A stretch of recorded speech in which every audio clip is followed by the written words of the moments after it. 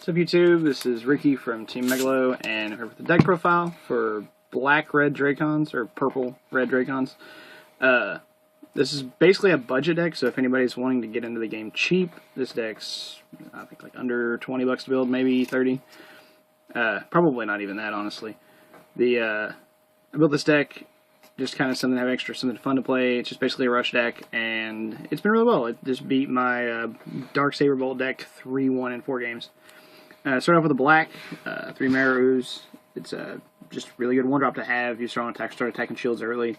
And there's been a lot of situations late game where like they need to start racing you, and you just put them in play as a blocker, and they can't break all your shields before you kill them. Gigabolver, kind of the same reasoning, except it doesn't block, but it does kill little things like Pricklebacks and Cindershawls. Blaze Belcher, Blind Rush. You have to play this guy, 1-drop, and then 2 Jet Flame Bodyguards. And so that gives us 11 1-drops total through the deck. And this guy, he can't attack shields, but he does kill a lot of creatures, and he's really good evo bait for the evolutions of the deck. 3 Comet Missiles, because blockers are bad.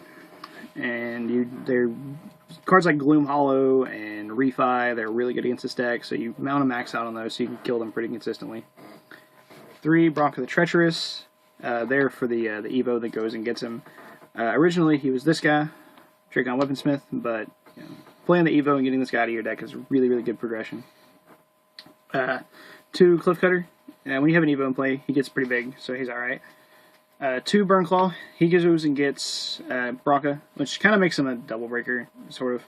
But he's really good. And then 3 Laser Arm Drakons, 3 mana double breaker, just getting in there as quick as possible. And then Locomotivator.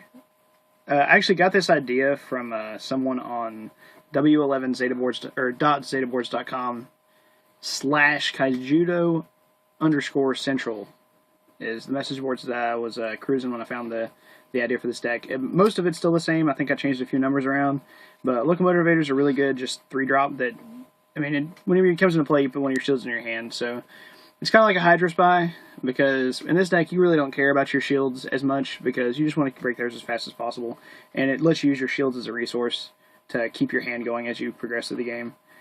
2 Jet Flame Darters, really good just to have a fast attacker in the deck.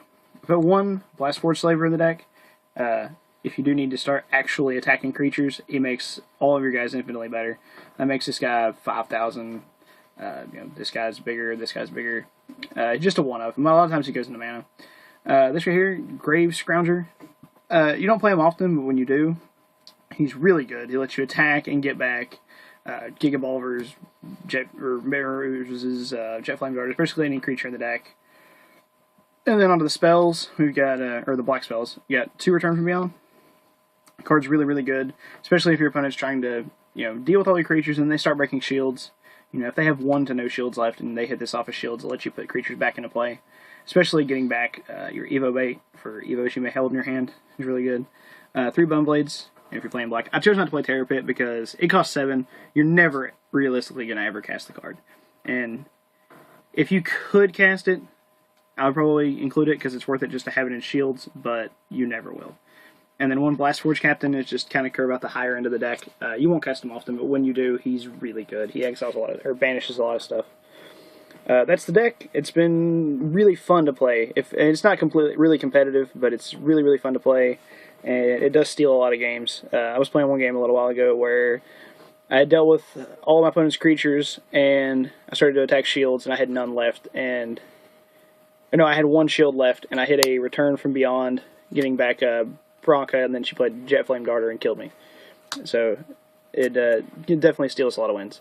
Let me know what you think. Like, comment, subscribe. Check out some of my other videos. We'll have 1 more deck profile up and a few playtest matches up tonight, and then there's a tournament tomorrow, and we will have the finals of that tournament and deck profiles of the 2 deck lists. Unless, of course, Parker wins again, because I've already got 2 of his deck profiles up. So, hope you guys enjoyed. See ya.